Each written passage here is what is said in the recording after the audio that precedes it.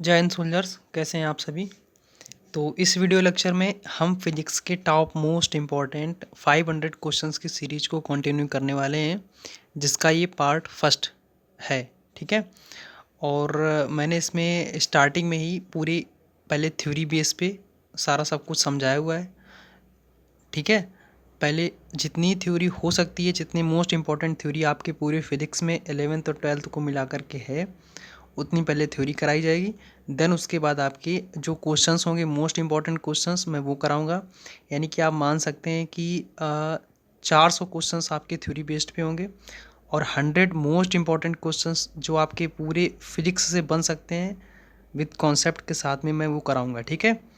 और जिन भाइयों को स्टार्ट से ही अगर ये लगता है कि भाई आपका लेवल थोड़ा सा नीचे है या मीडियम है, जैसा भी लगे, अगर उन्हें थोड़ा सा भी अनुचित या गलत समझ में आए, हाँ, या जो जो भी उन्हें लगे, तो वो इजीली स्किप करके जा सकते हैं। उनके ऊपर कोई बॉन्डेज नहीं कि वो यहाँ पर रुकेंगे।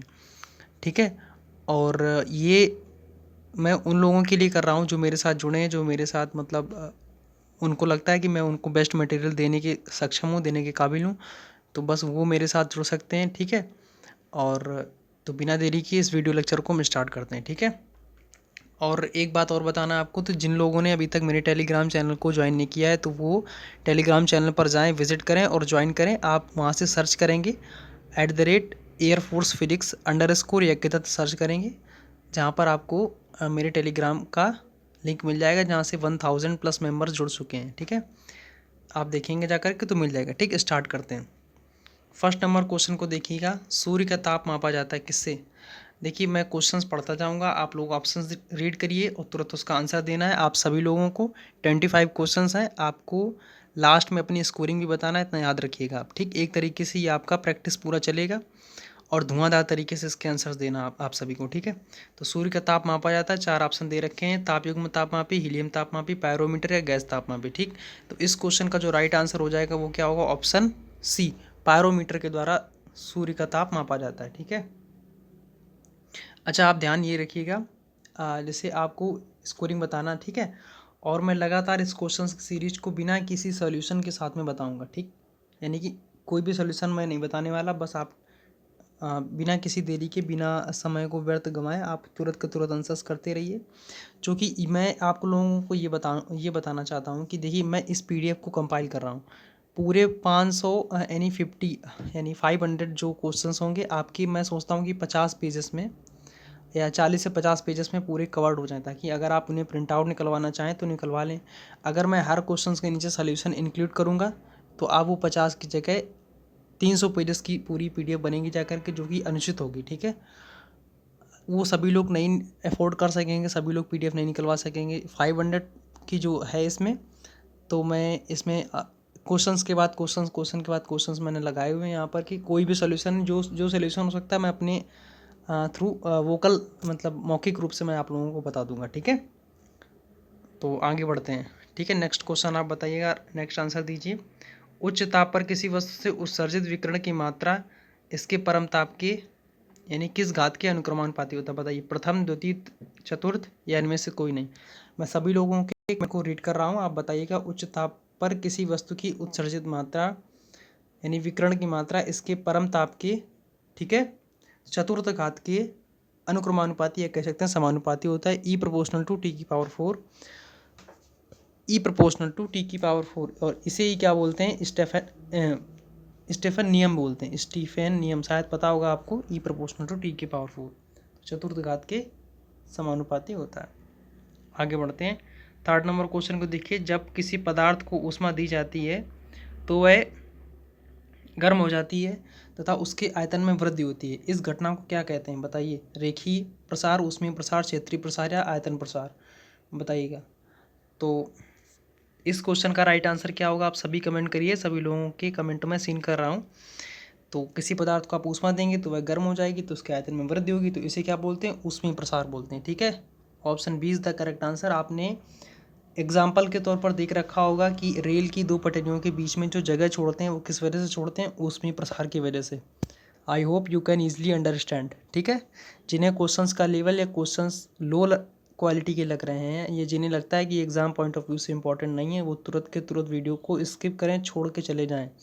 मैं उनसे ये बोलता हूँ, ठीक। और जिन्हें इंपॉर्टेंट लगते हैं क्वेश्चंस को, जिन्हें प्रैक्टिस करनी है अपनी, वो यहीं पर रुकें, पूरी वीडियो देखें, जिन्हें भरोसा है। और 500 देखिए पीडीएफ आप मेरी पढ़ेंगे 128 पेजेस की, जो मैंने टेलीग्राम में डाल रखी है, तो उससे 10 मार्क्स आपकी मुट्ठी में, ठीक।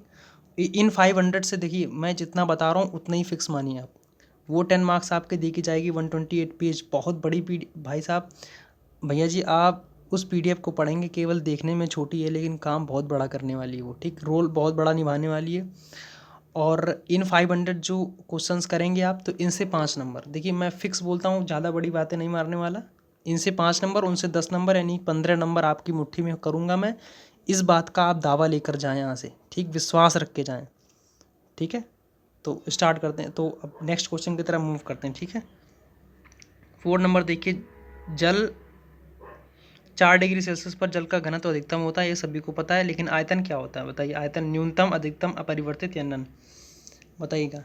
4 डिग्री सेल्सियस पर 4 नंबर क्वेश्चन है,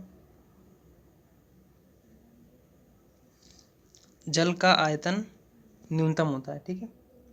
आई होप आप सभी लोगों को इस क्वेश्चन का आंसर पता होगा ना। 4 डिग्री सेल्सियस पर जल का घनत्व तो अधिकतम होता है, बट उसका आयतन जो होता है वो क्या होता है, न्यूनतम होता है। 1 सेकंड के लिए रुकिएगा, क्या होता है, न्यूनतम होता है। तो इस क्वेश्चन का राइट आंसर क्या होगा, ऑप्शन ए, ठीक है। आगे बढ़ते हैं, गुप्त ऊष्मा यानी लेटेंट हीट, लेटेंट हीट का विमीय सूत्र बताइएगा। लेटेंट हीट का विमीय सूत्र आप सभी को पता है। लेटेंट देखिए आप इसमें से इजली आप निकालें इस क्वेश्चन को, किस तरीके से आपको करना, मैं आपको वोकल मेथड से बता देता हूँ, मौखिक रूप से। आपको पता है कि डेल्टा क्यू बराबर क्या होता है, एम इंटू एल। तो एल बराबर यानी कि लेटेंट हीट, एल बराबर क्या हो जाएगा, डेल्टा क्यू अपान एम। और डेल्टा क्यू बराबर होता है जूल, और एम का मतलब किलोग्राम, यानी जूल प्रति किलोग्राम, इसका मात्रक हो गया। और आप यहाँ से जब इसकी विमा फाइंड करेंगे तो क्या आएगा, L² T⁻², यानी 5 का B number is the right answer, विमीय सूत्र। देखिए मैं ही अगर आप लोगों को पूरे के पूरे सोल्यूशन सब कुछ दे दूंगा तो आप एक तरीके से कामचोर से हो जाएंगे। देखिए वास्तविकता जो मैं वो बता रहा हूँ आपको, आप अपने तरफ से थोड़े एफर्ट्स डालिए, इन क्वेश्चंस को अपने तरफ से, अपने घर पे या कहीं भी हो आप वहाँ बैठ के करिए, आपको सफलता मिलेगी, ऐसा मेरा विश्वास है, ऐसा मेरी ओर से आपको गारंटी है, ठीक है, मान के चलिए आप। लेकिन आप कब, जब आप इन क्वेश्चंस को बार बार रीड करेंगे, दोबारा रीड करेंगे, इनको लगाएंगे, क्या फ़ायदा होता, मैं इन्हीं क्वेश्चंस के नीचे सोल्यूशन दे देता तो आप देखते या स्क्रीनशॉट लेते। स्क्रीनशॉट जाने कितने लेते हैं आप, फ़ोन में पड़े रहते हैं, क्या फ़ायदा उससे। तो आगे बढ़ते हैं, ठीक है। आप समझ गए होंगे मेरी कहने का मतलब, आप देखिए इन क्वेश्चंस को, दिन बार मैं पीडीएफ आपको टेलीग्राम में दे दूंगा इसकी अभी, तो वहाँ से आप इसको सॉल्यूशन को देखिएगा, समझिएगा कैसे क्या करना है आपको, ठीक है। और इस क्वेश्चन को देखिए ऐड करते हुए चलते हैं, तो अगर आपसे जैसे गुप्त ऊष्मा पूछ दी गई, और यहीं पे क्वेश्चन बन सकता है कि जल की, एक तो या तो इसमें मात्रक आ गया, ठीक है, या तो इसकी विमा आ गई, ठीक, आपने कर लिया। जल की गुप्त ऊष्मा कितनी होती, कमेंट प्लीज़, जल की गुप्त ऊष्मा क्या होती है आप बताइएगा, कमेंट करिएगा। सभी लोगों के कमेंट में सीन कर रहा हूँ। तो जो जल की जो गुप्त ऊष्मा होती है वो होती है 80 कैलोरी प्रति ग्राम। और यहीं पे सेकंड क्वेश्चन पूछा जा सकता है कि भाप की गुप्त ऊष्मा क्या होती है, आप लोग बताइए भाप की गुप्त ऊष्मा, ठीक है। भाप की गुप्त ऊष्मा होती है 540 कैलोरी प्रति ग्राम, ठीक है, 540 कैलोरीज प्रति ग्राम। आगे बढ़ते हैं, बताइए, ये भी one of the most important question है, देखने में भले वैसे लगे लेकिन इंपॉर्टेंट है। बताइए कि किसी पदार्थ का तापमान 1 डिग्री सेल्सियस तक बढ़ाने के लिए आवश्यक ऊष्मा की मात्रा को क्या कहते हैं, विशिष्ट ऊष्मा, गुप्त ऊष्मा, ऊष्माधारिता, या इनमें से कोई नहीं, बताइए आंसर प्लीज़ बताइए। सभी लोग कमेंट करिए, सभी के कमेंट को सीन कर रहा हूँ। प्लीज़ आप लोगों से निवेदन है, आप कब 50+ लेके आएंगे मुझे पता ही नहीं। आप लोग 50+ लाने के लिए प्रॉमिस, मतलब मैं कहता हूँ आपसे, आप लोगों को कोई शेयर ही का मतलब ही नहीं। टेलीग्राम में मैंने यहाँ पे वो कराया था पोल, आप लोगों से पूछा था कि टॉप 500 की पीडीएफ ही दे दें आपको टेलीग्राम पे, या वीडियो लेक्चर के साथ में दें। तो इतने सेल्फिश लड़के हैं वहाँ पे, 60% लोगों ने बोला है कि आप टेलीग्राम पे डायरेक्ट पीडीएफ दे दो। तो इससे ये सिद्ध होता है कि जिन्होंने ये कहा है कि आप टेलीग्राम में डायरेक्ट पीडीएफ दे दो, वो बहुत ही ज़्यादा सेल्फिश है। तो भाई साहब मैं उन लोगों से ही बोलना चाहता हूँ कि कृपया सुधर जाओ आप सभी लोग, ठीक है। अपने जो बुद्धि का जो विकास है ना, आप थोड़ा सही करिए, ठीक है। केवल अपना ही भला मत सोचिए, दूसरों का भी सोचिए, तभी तो आपका भला हो पाएगा। आप पेपर को क्रॉस कर लेंगे, जीडी में ये सब में क्या होगा आपका, तो थोड़ा सा आप हर मामले में सोचिएगा, ठीक है। तो 6 नंबर क्वेश्चन का जो राइट आंसर होगा वो क्या होगा, अब 6 का ऑप्शन सी, क्या बोलते हैं, ऊष्माधारिता, किसी पदार्थ का तापमान 1 डिग्री सेल्सियस बढ़ाने के लिए आवश्यक ऊष्मा की मात्रा को ऊष्माधारिता कहते हैं। ठीक है, कुछ लोग बोल रहे थे कि अभी तक वीडियो लेक्चर नहीं आई, क्या बात है। मैं बता चुका हूँ, मुझे फीवर था पिछले दिनों से, अभी तक वीकनेस मेरे अंदर है, तो मैं ज़्यादा एफिशिएंसी के साथ मतलब अभी वर्क नहीं कर पा रहा हूँ, लेकिन जितना कर रहा हूँ उतना सॉलिड आप तक पहुँच रहा है। ठीक है, 7 का ए नंबर। और मयंक सर से मैंने मैथ की पीडीएफ दे रखी है। मयंक सर को आप प्लीज़, जिन्हें भी नीड है तो मयंक सर को कमेंट करिएगा, वही कुछ सोचेंगे कैसे क्या देना। अभी वो कॉनिक पढ़ा रहे हैं ना, हाइपरबोला या एलिप्स उन्होंने पढ़ाया हुआ है, तो प्लीज़ आप उन्हें बताइए, उनसे कहिए, वही आपको पीडीएफ देंगे। उन्होंने रिस्ट्रिक्शंस लगा रखे हैं कि मैं अगर दे दूंगा तो वो तो चारों तरफ फैल जाएगी पीडीएफ, तो उससे फ़ायदा क्या, मयंक सर ही देंगे आपको। ठीक है, तो 7 नंबर क्वेश्चन को बताइए।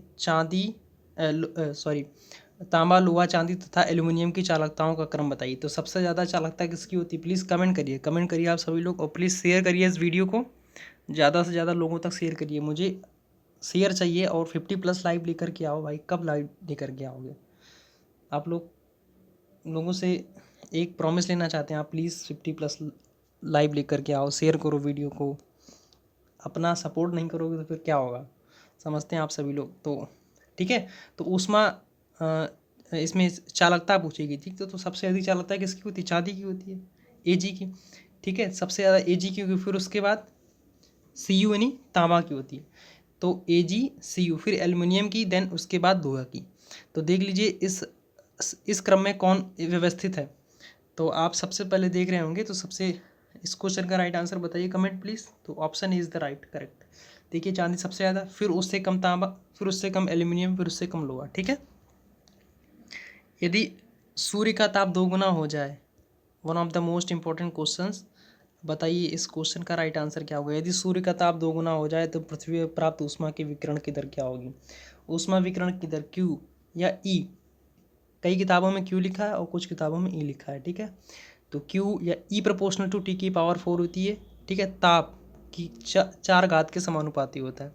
E प्रोपोर्शनल टू T की पावर 4, और T की वैल्यू दे रखी 2 गुना, तो यानी कि कितना हो जाएगा? 2, 4, 8, 16, यानी 16 गुना हो जाएगा। ठीक है, option is the D correct.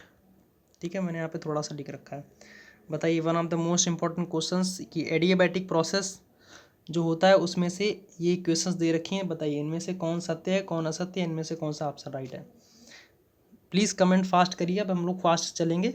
ठीक है, और देखिए, मेरा उद्देश्य ये रहता है कि कोई भी चीज़ स्टार्ट करते हैं, ठीक है, स्टार्ट लेवल से धीरे धीरे से लेकर फिर अप लेवल तक पहुंचना है। ठीक, तो पैनिक ना लें, जैसे क्वेश्चन है इंपॉर्टेंट क्वेश्चन है, आपके एग्जाम में आएंगे। मैंने बोल दिया है 500 क्वेश्चन, 5 नंबर आपकी मुट्ठी में।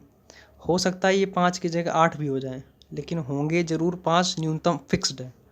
ठीक है, तो रुदोस में एडियाबैटिक प्रोसेस बताइए, इनमें से कौन सा राइट आंसर है। तो ऑल ऑफ दीस, ये तीनों इक्वेशन इंपॉर्टेंट है, आप इनको लर्न करिए, याद करिए। तीनों इंपॉर्टेंट, तीनों पेपर में किसी भी तरीके से पूछी जा सकती हैं। अच्छा, एक चीज़ और समझ लीजिए आप, 9th नंबर। ठीक है, अच्छा आप समझ गए ना 9th नंबर। आगे बढ़ते हैं।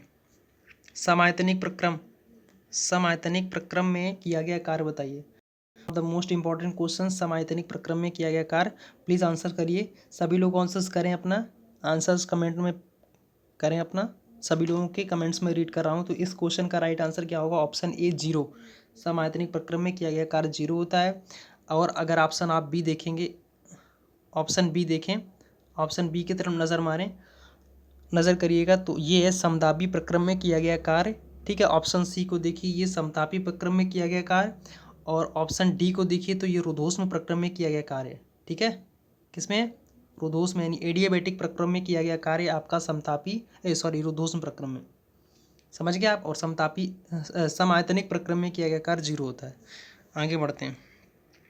ऊष्मागतिकी का प्रथम नियम किस नियम पर यानी किसके संरक्षण पर आधारित है? तो ये भी इंपॉर्टेंट क्वेश्चन है, आपकी 2020 के एग्ज़ाम में आया हुआ क्वेश्चन है, देख लीजिए आप। ठीक है, किसी न किसी एग्ज़ाम में आप 17 से लेकर के 20 तक के, इनमें से जो मैंने 25 क्वेश्चंस रखे हैं, 6 से 7 क्वेश्चंस मैंने ऑलरेडी इंक्लूड कर रखे हैं। मैंने यहाँ पे किसी के क्वेश्चन के आगे ईयर नहीं लिख रखा है, बस यही अंतर है। ठीक है, तो 11 का A part is the right answer, ऊर्जा संरक्षण पर आधारित है, सभी को पता होगा, इसमें से कोई प्रॉब्लम नहीं होगी। ठीक है, बंद कमरे में रेफ्रिजरेटर को चालू करके उसका दरवाज़ा खोल दिया जाता है तो कमरे का ताप कैसा होता है? बताइए, आप रेफ्रिजरेटर को बंद कमरे में खोलेंगे तो कमरे का ताप बढ़ जाएगा। ठीक है, 12 का A part is the right answer. आगे बढ़ते हैं 13 नंबर, स्रोत का ताप बढ़ाने पर कार्नोट इंजन की दक्षता प्लीज़ कमेंट। ये one of the most important question ये भी है, आप बताइएगा कि कैसे निकालेंगे इसको। ठीक है, आपको पता है कि ईटा प्रोपोर्शनल टू किसके होता है, टी के होता है, ईटा प्रोपोर्शनल टू टी के होता है। ठीक है, और यहाँ पे पूछा गया है कार्नोट इंजन की दक्षता जो ईटा होती है, ईटा सभी को पता है ना, तो ईटा प्रोपोर्शनल टू किसके होता है, टी के होता है। तो जब टी बढ़ेगा तो ईटा क्या होगा, ईटा भी बढ़ेगा, यानी कि स्रोत का ताप बढ़ाने पर कार्नोट इंजन की दक्षता बढ़ती है। Option A is the right answer. किसी को प्रॉब्लम हो रही हो तो वो अपना कमेंट करिएगा, मैं सभी के कमेंट सीन कर रहा हूँ, देन उनका मैं जवाब दूंगा। ठीक है, 40 नंबर क्वेश्चन, समतापी प्रक्रम में पीवी में ग्राफ कैसा होता है। समतापी प्रक्रम में पीवी में ग्राफ बताइए कैसा होता है। तो समतापी प्रक्रम में पीवी में ग्राफ अति परवलयिक होता है, हाइपरबोला। ठीक है, आगे बढ़ते हैं। 15 नंबर में किस प्रक्रम के अंतर्गत ऊष्मा का आदान प्रदान नहीं होता, बताइए। ये भी इंपॉर्टेंट क्वेश्चन है, आपके एग्जाम में आने की संभावना पूरी है कि मे बी 21 में ये क्वेश्चन आपका। ठीक है, तो आप कमेंट करिएगा प्लीज़, किस प्रक्रम में ऊष्मा का आदान प्रदान नहीं होता है। तो बताइएगा ऊष्मा का आदान प्रदान किस प्रक्रम में, रुद्धोष्म प्रक्रम। एडियाबैटिक प्रोसेस एक ऐसा प्रोसेस होता है जिसमें आपकी ऊष्मा का आदान प्रदान नहीं होता है। ठीक है, option D is the right answer. आगे बढ़ते हैं। वैन डर वाल समीकरण, देखिए ये क्वेश्चन भी इंपॉर्टेंट है, ये क्वेश्चन कई बार आपके एग्जाम में पूछा गया, मैं भी 17 में आया था, देन उसके बाद 18 में नहीं आया, 19 में आया, 20 में आया आपके। बताइए वैन डर वाल समीकरण, ये तो आपके मुंह जबान पर रटा हुआ होना चाहिए, तो इसमें तो कुछ है ही नहीं क्वेश्चन में। बताइए इस क्वेश्चन का क्या राइट आंसर होगा, बताइए। एक ही बीमा पूछी गई, वैन डर वाल समीकरण दिया गया, तो इस क्वेश्चन का जो राइट आंसर होगा वो होगा ऑप्शन ए, ml की पावर 5 टी की power -2। Option B, sorry, option B is the right answer.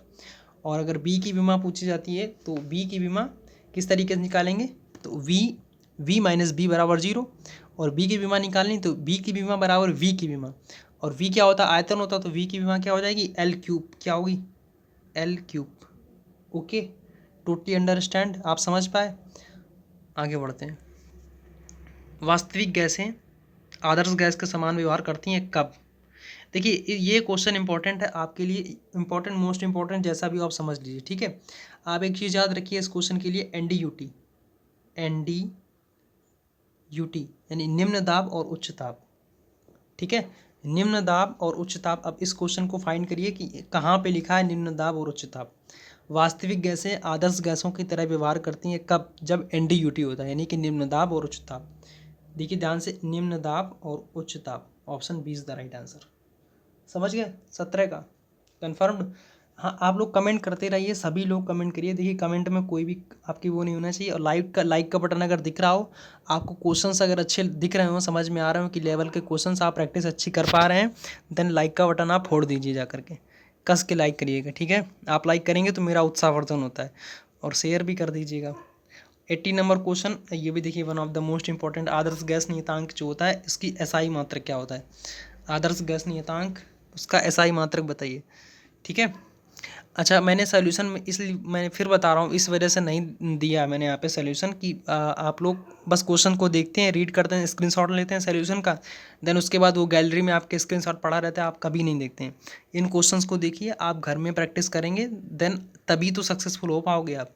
Solution देने से फ़ायदा क्या, मैं इसके आंसर्स बताऊंगा आपको, करिएगा आप सोल्यूशन घर में, स्वयं भी तो करो, तभी तो कुछ हो पाएगा। आदर्श गैस नियतांक का SI मात्रक, जो लोग कमेंट में सही दे रहे हैं तो वो अच्छे हैं, जिन्हें नहीं पता वो प्लीज़ करो, तभी आप सब सक्सेसफुल हो पाओगे। नहीं तो ऐसे ही कमेंट सेक्शन में बताते रहते हो सर, या हम क्या, किसी भी यूट्यूब चैनल के आप डिफेंस जो तैयारी कराते हैं आप वहीं कमेंट करते हो, सर मेरी फिजिक्स वीक है, ये वीक है। आप मेहनत करना तो शुरू करो, पॉजिटिव वे में, पॉजिटिव डायरेक्शन में जाओ तो कुछ हो पाएगा। आदर्श गैस का SI मात्रक बताइए। तो जूल बटे किलोग्राम केल्विन, जूल बटे किलोग्राम की आप तरीके से समझ लीजिए, option D is the right answer. ठीक है, और ये भी आपके पूछा हुआ क्वेश्चन है आपके 2018, और मे भी हो सकता है कि आपके 21 में ये पूछा जाए, 2021 जो आपका एग्ज़ाम होने वाला है। ठीक है, जो आपका एग्ज़ाम होएगा तो उसमें आपका ये पूछा जा सकता है। ठीक है, तो आगे बढ़ते हैं। 19 नंबर क्वेश्चन देखिए, 19 नंबर क्वेश्चन, समान ताप पर हाइड्रोजन तथा ऑक्सीजन के अणुओं की गतिज ऊर्जाओं का अनुपात बताइए। तो इस क्वेश्चन को आप जिन्हें पता है वो तो बहुत अच्छे हैं, प्लीज़ कमेंट करिएगा आप लोग। ऑप्शन देख लीजिए, 1:1, 1:8, 1:16 या 16:1, ठीक है। जिन लोगों को पता है तो वो तो बहुत ही अच्छे हैं, यानी S2 और O2 के अणुओं का अनुपात बताइए, ठीक है, गतिज ऊर्जाओं का अनुपात। और जिन्हें नहीं पता तो वो रट लीजिए कि S2 और O2 यानी हाइड्रोजन और ऑक्सीजन के गतिज ऊर्जाओं के अणुओं का अनुपात 1:1 होता है। Option A is the right answer, ठीक है। 20 नंबर क्वेश्चन को देखिए कि आदर्श गैस का वर्ग माध्यमूल वेग क्या होता है। आप सभी को पता है कि VRMS की वैल्यू क्या होती है। VRMS की वैल्यू होती है √3RT/m। तो इस क्वेश्चन का जो राइट आंसर होगा वो क्या होगा, please comment, option C is the right answer, ठीक है। 21 नंबर क्वेश्चन के देखिए, आदर्श गैस की आंतरिक ऊर्जा निर्भर करती है, बताइए आदर्श गैस की आंतरिक ऊर्जा निर्भर करती है किस पर, कमेंट प्लीज़। इंपॉर्टेंट क्वेश्चन ये भी, सारे के सारे इंपॉर्टेंट हैं। जीरो लेवल से मैंने अप लेवल तक जाएंगे, तो प्लीज़ पेशेंस बनाए रखें, पैनिक ना लीजिए। आदर्श गैस की आंतरिक ऊर्जा निर्भर करती है किस पर, ताप पर, ठीक है। आपके ना ही दाब पे निर्भर करेगी, ना आयतन पे, ना उनके आकार आकर किसी पर भी नहीं। आदर्श गैस की जो आंतरिक ऊर्जा होती है वो ताप पर निर्भर करती है, ठीक है। आगे बढ़ते हैं। आदर्श गैस का समीकरण, ठीक है, गामा बराबर CP/CV। तो इनमें से कौन सा राइट है बताइए। ये भी one of the most important question है, आपके एग्जाम में आने की फुल्ली संभावना है। प्लीज़ आराम से देखिए इस क्वेश्चन को, देन कमेंट करिएगा। आदर्श गैस के लिए गामा बराबर CP/CV, तो इनमें से कौन सा राइट रिलेशन है बताइए। तो इस क्वेश्चन का जो राइट आंसर होगा, जिन्हें पता है वो तो बहुत ही अच्छे हैं, बहुत ही ज़्यादा अच्छे हैं। जिन्हें नहीं पता है तो प्लीज़ वो भी इस क्वेश्चन को लर्न करें, स्क्रीनशॉट लें, जो करना है आप करिए, लेकिन याद जरूर कर लेना। इस क्वेश्चन का राइट आंसर है ऑप्शन बी, गामा बराबर 1+r/CV, ठीक है। आगे बढ़ते हैं। एक पक्षी आकाश में उड़ रहा है, उसकी गति की स्वतंत्रता की कोटि कितनी होती है बताइए। स्वतंत्रता की कोटि कौन सी है। एक पक्षी आकाश में उड़ रहा है, बताइए, तो उसकी स्वतंत्रता की कोटि कितनी है, 3, ठीक है। एक पक्षी XYZ तीनों तलों में उड़ सकता है, ठीक है, समझ रहे हैं ना आप। ये देखिए एक तरीके से आपको बताएं, ठीक है। अगर आप ध्यान से देखेंगे तो ये एक तरीके से X और ये Y और ये Z तीनों तलों में उड़ सकता है। और इसी तरीके से इसमें पूछ लिया जाए कि एक चींटी जो है वो मेज के पृष्ठ पर चल रही है, तो उसकी स्वतंत्रता की कोटि कितनी होगी, 2, ठीक है, क्योंकि वो XY में ही चल सकती है, ऊपर आसमान में नहीं उड़ सकती, ठीक है, समझ गए। 24 नंबर क्वेश्चन को देखिए, one of the most important questions. निम्नलिखित में से कौन सा कथन सत्य है बताइए, कौन सा कथन सत्य है। सोच समझ के आंसर दीजिए। मैंने यहाँ पे ऊष्मागतिकी का नियम भी लिख रखा है, ΔQ बराबर ΔU + ΔW, ठीक है। तो अगर आप ध्यान से देखेंगे, बिल्कुल ध्यान से देखेंगे कि रुद्धोष्म प्रक्रम एडियाबैटिक प्रोसेस में ΔU बराबर क्या होता है।